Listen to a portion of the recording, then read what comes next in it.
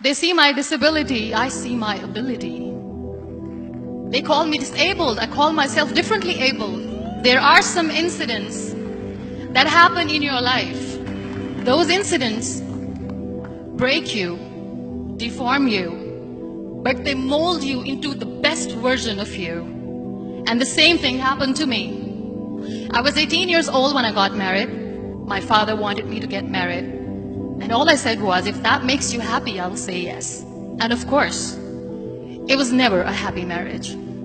Just about after 2 years of getting married, I met a car accident. Somehow my husband fell asleep and the car fell in the ditch.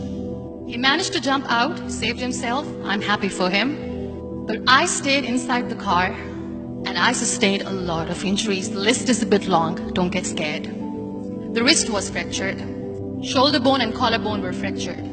My whole rib cage got fractured. And because of the rib cage injury, lungs and liver were badly injured. I couldn't breathe.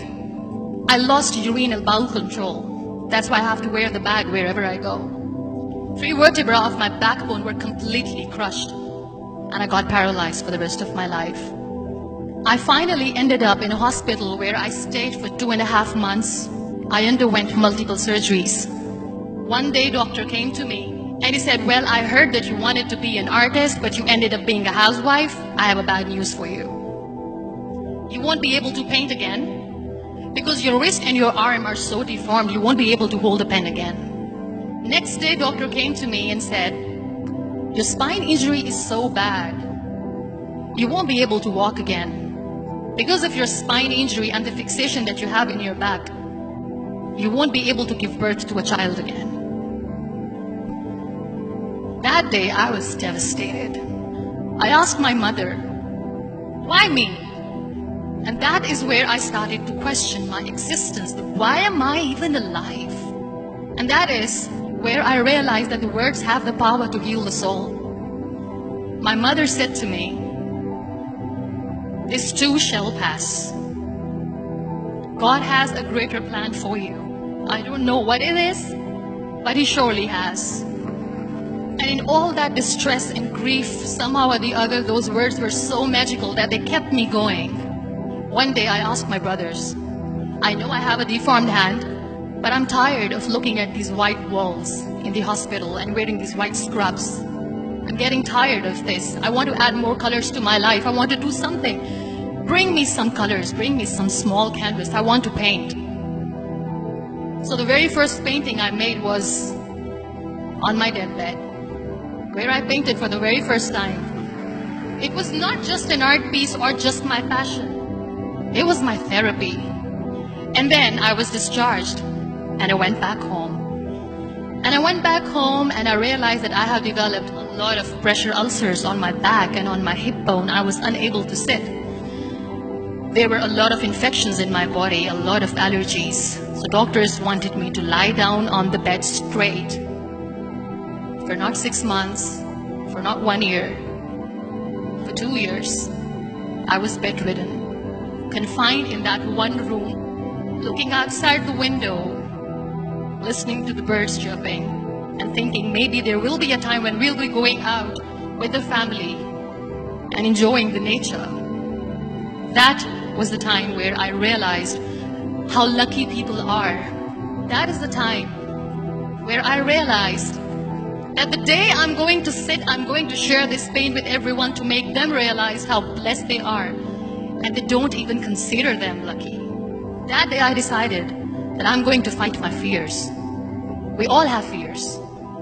Fear of unknown, fear of losing people, fear of losing health, money.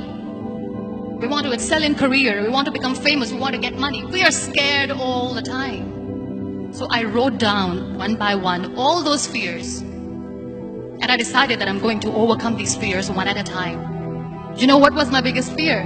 Divorce. I was trying to cling on to this person who didn't want me anymore, but I said no. I have to make it work. But the day I decided that this is nothing but my fear, I liberated myself by setting him free. And I made myself emotionally so strong that the day I got the news that he's getting married, I sent him a text. And I'm so happy for you and I wish you all the best. And he knows that I pray for him today. Number 2 was, I won't be able to be a mother again. And that was quite devastating for me. But then I realized there are so many children in the world, all they want is acceptance. So there is no point of crying, just go and adopt one. And that's what I did. People think that they will not be accepted by the people because we, in the world of perfect people, are imperfects.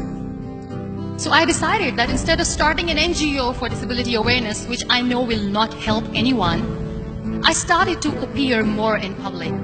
I started to paint. I decided that I'm going to join the national TV of Pakistan as an anchor person.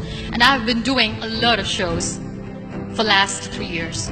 I became the National Goodwill Ambassador for UN Women Pakistan, and now I speak for the rights of women, children. We talk about inclusion, diversity, gender equality, which is a must. Every time I go in public, I always smile. It's always a big toothy smile on my face, and people ask me, don't you get tired of smiling all the time? What's the secret? I always say one thing, that I have stopped worrying about the things that I have lost, the people that I have lost. Things and people who were meant to be with me are with me. And sometimes, somebody's absence makes you a better person. Cherish their absence. It's always a blessing in disguise. Live your life fully. Accept yourself the way you are. Be kind to yourself. Be kind to yourself. I'll repeat, be kind to yourself, and only then you can be kind to others. Love yourself and spread that love. Life will be hard. There will be turmoil. There will be trials, but that will only make you stronger. So when you accept yourself the way you are, the world recognizes you. It all starts from within.